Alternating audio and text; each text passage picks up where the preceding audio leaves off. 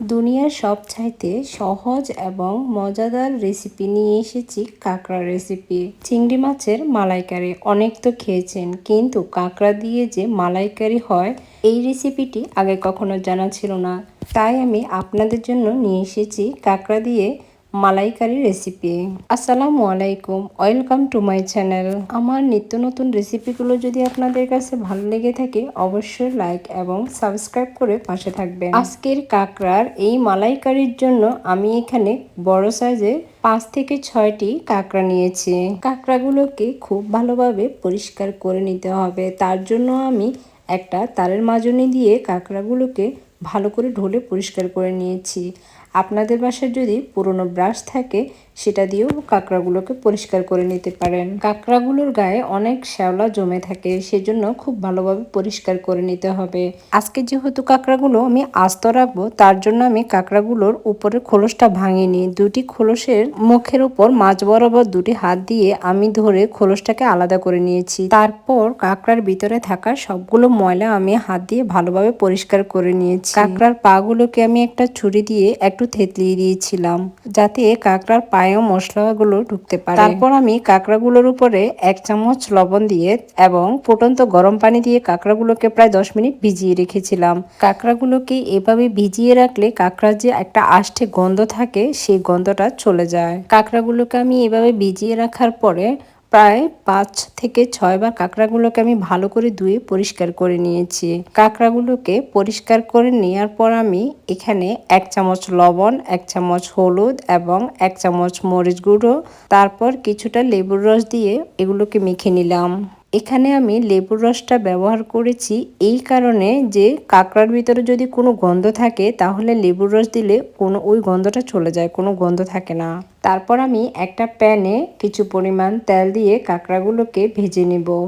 এই কাঁকড়াগুলোকে আমি যখন তেলে দিয়ে ভাজতেছিলাম তখন আমি শুধু বারবার কাঁকড়াগুলোর দিকে তাকিয়ে আছি। এই কাঁকড়াগুলো কি যে সুন্দর লাগছে যখন কাঁকড়াটার কালার পরিবর্তন হয়ে গিয়েছে। এরপর আমার কাঁকড়াগুলোর এক পিঠ ভাজা হয়ে গেলে অপর পিঠও আমি খুব ভালো করে হাই হিটে জাল করে ভেজে নিব। এরপর একে একে আমি সবগুলো কাঁকড়া ভেজে নিব। তবে হ্যাঁ, কাঁকড়াগুলোকে অল্প ভাজলে হবে না, কাঁকড়াগুলোকে ভালোভাবে ডিপ ফ্রাই করে ভেজে নিতে হবে।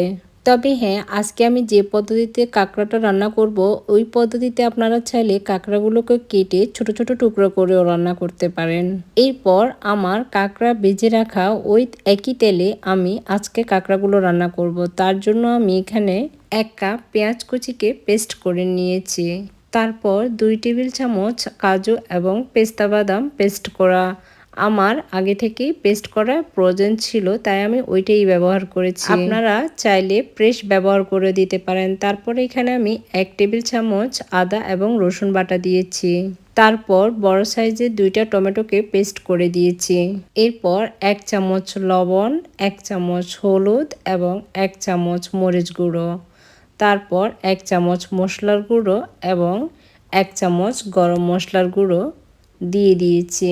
এরপর আমি এখানে পেটে রাখা হাফ কাপ টক দই দিয়েছি। সবগুলো উপকরণ দেওয়ার পর আমি মশলাগুলোকে ভালো করে নেড়ে ছেড়ে কিছুক্ষণ কষিয়ে নিব। মশলাগুলোকে এমনভাবে কষিয়ে নিতে হবে যতক্ষণ না পর্যন্ত মশলার গায়ে থেকে তেলটা ভেসে ওঠে। মশলাগুলোকে ভালো করে কষিয়ে নিয়ে তারপর এখানে আমি 2 টেবিল চামচ পাউডার দুধ দিয়েছি। আপনারা চাইলে এখানে 1 কাপ লিকুইড মিল্ক দিতে পারেন। দুধ পাউডারগুলো দেওয়ার পর আমি মশলাগুলোকে আরও ভালো করে কিছুক্ষণ কষিয়ে নিলাম। এরপর মশলাগুলোতে আমি এখানে হাফ কাপের মতো নারকেল কোড়ানো দিয়েছি। আপনারা চাইলে এখানে নারকেল পেস্টটাও ইউজ করতে পারেন, কিন্তু আজকের আমার এই কাঁকড়া রেসিপিটা যেহেতু একটু ভিন্ন স্বাদের তাই আমি এখানে নারকেলটা আস্ত রেখেছি। এরপর আমার কষানো মশলাতে একে একে সবগুলো কাঁকড়া দিয়ে দিলাম। সবগুলো কাঁকড়া দিয়ে দেওয়ার পর এখানে আমি 5 থেকে 6টা কাঁচামরিচ দিয়ে দিলাম। যারা কখনো কাঁকড়া পছন্দ করেন না কিংবা কখনো খাননি তারা কিন্তু এভাবে ট্রাই করে রান্না করতে পারেন। তাহলে এই রান্নায় চিংড়ি মাছের মতো সেম স্বাদটুকু পাওয়া যায়।